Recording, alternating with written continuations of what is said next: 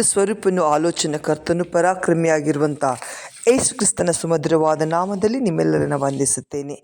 ಆತ್ಮೀಯರೇ, ನಮ್ಮ ದೇವರು ದೊಡ್ಡವನು, ಆತನು ಅದ್ಭುತವನ್ನು ಮಾಡಲು ಶಕ್ತನಾಗಿರುವಂಥ ದೇವರು. ಈ ದಿನದಲ್ಲಿ ಬೆಳಗಿನ ಸಮಯದಲ್ಲಿ 1 ಯೋಹಾನ ಬರೆದ ಪತ್ರಿಕೆ 3ನೇ ಅಧ್ಯಾಯ 20ನೇ ವಚನವನ್ನು ಧ್ಯಾನಿಸೋಣ. ದೇವರು ನಮ್ಮ ಹೃದಯಕ್ಕಿಂತ ದೊಡ್ಡವನಾಗಿದ್ದು ಎಲ್ಲವನ್ನ ಬಲ್ಲವನಾಗಿದ್ದಾನೆಂದು ನಾವು ತಿಳಿದು ದೇವರ ಸಮಕ್ಷಮದಲ್ಲಿ ನಮ್ಮ ಹೃದಯವನ್ನು ಸಮಾಧಾನ ಪಡಿಸುವೆವು.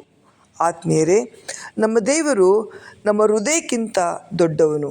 ನಮ್ಮ ಯೋಚನೆಗಳಿಗಿಂತಲೂ ಆತನು ಬಹಳ ದೊಡ್ಡವನು.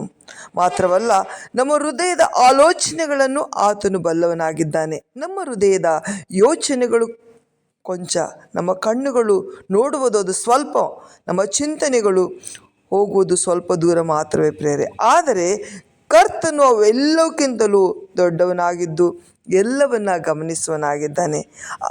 ಆತ ನಮ್ಮ ಜೀವಿತದಲ್ಲಿ ಏನೆಲ್ಲ ಕಾರ್ಯಗಳನ್ನು ಮಾಡ್ತಾನೆಂಬುದಾಗಿ ನಾವು ಯೋಚಿಸುವಾಗ ಸತ್ಯವೇದದಲ್ಲಿ ನಾವು ಹಲವು ಪ್ರವಾದಿಗಳನ್ನು ನೋಡುತ್ತೇವೆ. ಆತ್ಮೇರೆ, ಏಷಾಯ, ಯೆರೆಮೀಯ, ಎಜ್ಕೇಲ, ಹೋಶೇಯ, ಯೋವೇಲ ಮುಂತಾದವರು ಇವರು ಕರ್ತನಿಗೆ ಬಾಯಿಯಂತಿದ್ದು ಮುಂದಾಗುವ ವಿಷಯಗಳನ್ನು ತಿಳಿಸುತ್ತಿದ್ದರು. ಸತ್ಯವೇದವು ಆತನನ್ನು ದೊಡ್ಡ ಪ್ರವಾದಿ ಎಂದು ಕರೆಯುತ್ತದೆ. ಯೇಸುವಿನ ಅದ್ಭುತ ಕಾರ್ಯಗಳನ್ನು ನೋಡಿದ್ದ ಇಸ್ರಾಯೇಲರು ಆತನನ್ನು ಮಹಾಪ್ರವಾದಿ ಎಂದು ನಮ್ಮಲ್ಲಿ ಎದ್ದಿದ್ದಾನೆ. ದೇವರು ತನ್ನ ಜನರಿಗೆ ದರ್ಶನವನ್ನು ಅನುಗ್ರಹಿಸಿದ್ದಾನೆ ಎಂದು ದೇವರನ್ನು ಕೊಂಡಾಡೋದನ್ನು ಲೂಕನ್ ಬರೆದ ಸುವಾರ್ತೆ 7ನೇ ಅಧ್ಯಾಯದಲ್ಲಿ ಓದ್ತೇವೆ ಪ್ರೇರೆ. ಹೌದು, ಅಲ್ಲಿ ಒಂದು ಸಂಭವವನ್ನು ನೋಡ್ತೇವೆ. ಎಮ್ಮ ಹಳ್ಳಿಗೆ ಹೋಗುತ್ತಿದ್ದ ಶಿಷ್ಯರು ಆತನನ್ನು ಕುರಿತು ಹೇಳ್ತಾರೆ, ನಜರೇತಿನವನಾದ ಯೇಸುವಿನ ಸಂಗತಿಗಳೇ, ಆತನು ದೇವರ ಮುಂದೆ ಮತ್ತು ಮನುಷ್ಯರ ಮುಂದೆ ಕೃತ್ಯದಲ್ಲಿಯೂ ಮಾತಿನಲ್ಲಿಯೂ ಸಮರ್ಥನಾದ ಪ್ರವಾದಿಯಾಗಿದ್ದನು ಎಂದು ಸಾಕ್ಷ್ಯ ಹೇಳ್ತೀವಿ. ಅದನ್ನು ಓದ್ತೇವೆ ಪ್ರೇರೆ. ಹೌದು, ಆದರೆ ಪ್ರವಾದಿಗಳಿಗಿಂತಲೂ ದೊಡ್ಡವನಾದ ಕರ್ತನು ನಮ್ಮೊಂದಿಗಿದ್ದಾನೆ ಪ್ರೇರೆ. ನಾವು ಇದನ್ನು ಯಾವತ್ತೂ ಮರೆಯಬಾರದು.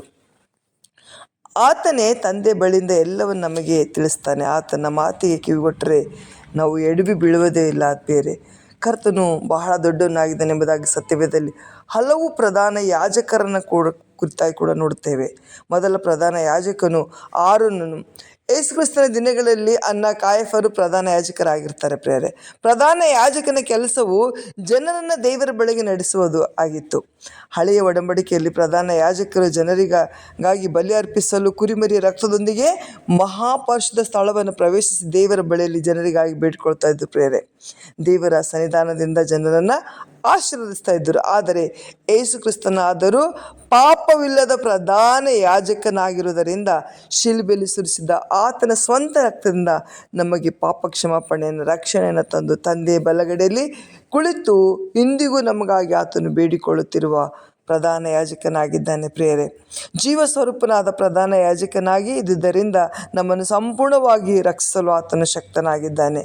ಈ ದೇವರು ಎಂದೆಂದಿಗೂ ಇರುವ ನಮ್ಮ ನಿತ್ಯ ಪ್ರಧಾನ ಯಾಜಕನು. ಆತನೇ ನಮಗಾಗಿ ಯಜ್ಞಾರ್ಪಿತನಾಗಿದ್ದಾನೆ. ಆತನೇ ನಮಗಾಗಿ ತಂದೆಯ ಬಳಿಯಲ್ಲಿ ಬೇಡುವನಾಗಿದ್ದಾನೆ. ಆತನನ್ನು ನಾವು ಆಶ್ರಯಿಸಿಕೊಳ್ಳೋಣ.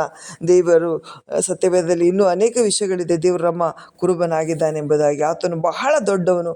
ದಾವೀದನು ಬಹಳ ಉತ್ಸಾಹದಿಂದ ಕರ್ತನು ನನ್ನ ಕುರುಬ, ನನಗೆ ಯಾವ ಕೊರತೆ ಇಲ್ಲ ಎಂಬುದಾಗಿ ಹೇಳ್ತಾನೆ ಪ್ರೇರೆ. ಹೌದು, ದಾವೀದನು ಮೊದಲು ಕುರಿಗಳನ್ನು ಮೇಯಿಸ್ತಾ ಇದ್ದನು, ನಂತರ ಇಸ್ರಾಯೇಲರಿಗೆ ಕುರುಬನಾಗಿದ್ದನು. ಆದರೆ ಕರ್ತನಾದರೂ ಕುರುಬನಿಗೆ ಕುರುಬನಾದ ದೊಡ್ಡ ಕುರುಬನಾಗಿದ್ದಾನೆ ಪ್ರೇರೆ. ಹೌದು, ಶಾಶ್ವತವಾದಂಥ ಒಡಂಬಡಿಕೆ ನಿಶ್ಚಯಪಡಿಸುವುದಕ್ಕಾಗಿ ತನ್ನ ರಕ್ತವನ್ನು ಸುರಿಸಿ ಸಭೆ ಎಂಬ ಹೆಂಡಿಗೆ ಮಹಾಪಾಲಕನಾಗಿರುವ ನಮ್ಮ ಕರ್ತನಾದ ಯೇಸುವನ್ನು ಸತ್ತವರೊಳಗಿಂದ ಬರಮಾಡಿದ ಶಾಂತಿದಾಯಕನಾದ ದೇವರು ಎಂದು ನಾವು ಹೇಳುತ್ತೇವೆ ಪ್ರೇರೆ. ಹೌದು, ಆದರೆ ನಾವು ಕರ್ತನನ್ನು ಆತುಕೊಳ್ಳುವುದಾದರೆ ದೇವರೇ ನನಗೆ ಒಳ್ಳೆಯ ಸೇವಕರನ್ನು ಅಥವಾ ಒಳ್ಳೆ ಕುರುಬರನ್ನು ಒದಗಿಸಿಕೊಡು ಎಂದು ನಾವು ಪ್ರಾರ್ಥಿಸಿದರೆ ಕರ್ತ ನಿಶ್ಚಯವಾಗಿ ನಮಗೆ ಒಳ್ಳೆ ಕುರುಬರನ್ನು ಏರ್ಪಡಿಸಿಕೊಡುವನಾಗಿದ್ದಾನೆ. ಇದಲ್ಲದೆ ನನ್ನ ಮನಸ್ಸು ಒಪ್ಪುವ ಪಾಲಕರ ನಮಗೆ ದಯಪಾಲಿಸುವನು ಎಂಬುದಾಗಿ ವಚನದಲ್ಲಿ ಬರೆಯಲ್ಪಟ್ಟಿದೆ ಪ್ರೇರೆ.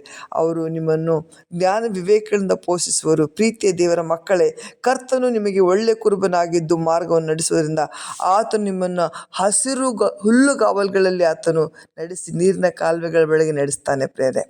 ಆತನು ನಮ್ಮ ರಕ್ಷಕನಾಗಿದ್ದಾನೆ. ದೊಡ್ಡವನಾದಂಥ ಕರ್ತನು ನಮಗೆ ಕೊಡುವುದು ದೊಡ್ಡ ರಕ್ಷಣೆಯನ್ನು, ಈ ದೊಡ್ಡ ರಕ್ಷಣೆಯನ್ನು ಕೊಡುವುದಕ್ಕಾಗಿ, ಬೆಲೆ ಕಟ್ಟುವುದಕ್ಕಾಗಿ ಅಸಾಧ್ಯವಾದಂಥ ತನ್ನ ಪರಿಶುದ್ಧವಾದ ರಕ್ತವನ್ನೇ ಕೊಟ್ಟಿರುವುದಕ್ಕಾಗಿ ಆತನಿಗೆ ನಾವು ಸ್ತೋತ್ರವನ್ನು ಸಲ್ಲಿಸೋಣ. ನಮ್ಮ ಪಾಪಗಳಿಂದ ಆತನು ಬಿಡಿಸಿ ಕಾಯುವಂಥ ದೇವರಾಗಿದ್ದಾನೆ. ನಮ್ಮನ್ನು ನರಕದ ಮಾರ್ಗದಿಂದ ತಪ್ಪಿಸಿ, ಸೈತಾನನ ಎಲ್ಲ ಹಿಡಿತದಿಂದ ತಪ್ಪಿಸಿ, ಆತನು ನಮ್ಮ ಎಲ್ಲ ವೇದನೆಗಳನ್ನು, ಎಲ್ಲ ನೋವುಗಳನ್ನು, ನಮಗಿರುವಂಥ ಎಲ್ಲ ರೀತಿಯಾದಂಥ ಪಾಪದ ಎಲ್ಲ ಕಾರ್ಯಗಳಿಂದ ಆತನು ಬಿಡಿಸಿ ನಮ್ಮನ್ನು ಕಾಯುವಂಥ ದೇವರಾಗಿದ್ದಾನೆ. ಆದ್ದರಿಂದ ಆತನನ್ನು ನಾವು ಆಶ್ರಯಿಸಿಕೊಳ್ಳೋಣ. ದೇವರ ವಚನದಲ್ಲಿ ಇನ್ನೊಂದು ಕಡೆ ಬರೆಯಲ್ಪಟ್ಟಿದೆ ಏನೆಂದರೆ, ದೇವರು ಬೆಳಕಾಗಿದ್ದಾನೆ ಎಂಬುದಾಗಿ. ನಮ್ಮ ದೇವರು ದೊಡ್ಡವನು, ನಮಗೆ ಬೆಳಕಾದವನು. ಆತನ ಬೆಳಕು ಲೋಕದಲ್ಲೆಲ್ಲ ಹರಡಿದೆ ಪ್ರಿಯರೇ. ಪ್ರವಾದಿಯ ದೇಶನು ಹೇಳ್ತಾನೆ, ಆತನನ್ನು ಕುರಿತು ಹೇಳುವಾಗ ಹೇಳ್ತಾನೆ, ಕತ್ತಲಲ್ಲಿ ವಾಸಿಸುವ ಈ ಸೀಮೆಗಳ ಜನರಿಗೆ ದೊಡ್ಡ ಬೆಳಕು ಕಾಣಿಸ್ತು, ಕಾರ್ಗತ್ತಲಾದ ದೇಶದಲ್ಲಿದ್ದವರಿಗೆ ಸೂರ್ಯೋದಯವಾಯಿತು ಎಂಬುದಾಗಿ. ಹೌದು, ಮತ್ತಾಯನ 4:16 ಓದ್ತೇವೆ. ಯೇಸು ಹೇಳಿದನು ಏನೆಂದರೆ, ನಾನು ಲೋಕಕ್ಕೆ ಬೆಳಕಾಗಿದ್ದೇನೆ. ನನ್ನನ್ನು ಹಿಂಬಾಲಿಸುವನು ಕತ್ತಲಲ್ಲಿ ನಡೆಯದೆ ಜೀವದ ಬೆಳಕನ್ನು ಹೊಂದುವನು. ಅನೇಕ ಸನ್ಮಾರ್ಗದಲ್ಲಿ ನಡೆಯುವ ಬೋಧಕರುಗಳಿಗೆ ಬೇಕಾದ ಮಾರ್ಗಗಳನ್ನು ಈ ಬೆಳಕಿನ ಮೂಲಕವಾಗಿ ಆತನು ನೀಡುವವನಾಗಿದ್ದಾನೆ. ಅಪೊಸ್ತಲನಾದಂಥ ಪೌಲನು ಹೇಳ್ತಾನೆ ಬಹಳ ಸಂತೋಷದಿಂದ, ಕತ್ತಲೆ ಒಳಗಿಂದ ಬೆಳಕು ಹೊಳೆಯಲಿ ಎಂದು ಹೇಳಿದ್ದ ದೇವರು ತಾನೇ ಯೇಸು ಕ್ರಿಸ್ತನ ಮುಖದಲ್ಲಿ ತೋರುವ ದೈವ ಪ್ರಭಾವ ಜ್ಞಾನವೆಂಬ ಪ್ರಕಾಶವು ಅನೇಕರಿಗೆ ಉಂಟಾಗುವುದಕ್ಕಾಗಿ ನಮ್ಮ ಹೃದಯಗಳಲ್ಲಿ ಹೊಳೆದನು ಎಂಬುದಾಗಿ 2 ಕೊರಿಂಥರು ಬರೆದ ಪತ್ರಿಕೆ 4:6 ಹೇಳ್ತಾರೆ ಪ್ರಿಯರೇ. ಹೌದು, ನಮ್ಮ ಹೃದಯಗಳಲ್ಲಿ ಪ್ರಕಾಶಿಸಿದನು. ಇದೇ ಪ್ರತಿಯೊಬ್ಬ ರಕ್ಷಿಸಲ್ಪಟ್ಟ ದೇವ ಮಕ್ಕಳ ಸಾಕ್ಷಿ ಆಗಲಿ ಪ್ರಿಯರೇ. ದೇವರು ಬೆಳಕನ್ನು ಬೀರಿದವನು. ನಮ್ಮ ಯೇಸು ಕ್ರಿಸ್ತನು ರಕ್ಷಣೆ ಎಂಬ ಬೆಳಕನ್ನು ನಿಮ್ಮ ಕುಟುಂಬಗಳಲ್ಲಿ, ನಮ್ಮ ಹೃದಯಗಳಲ್ಲಿ ಬೀರುವಂತೆ ಮಾಡುವವನಾಗಿದ್ದಾನೆ.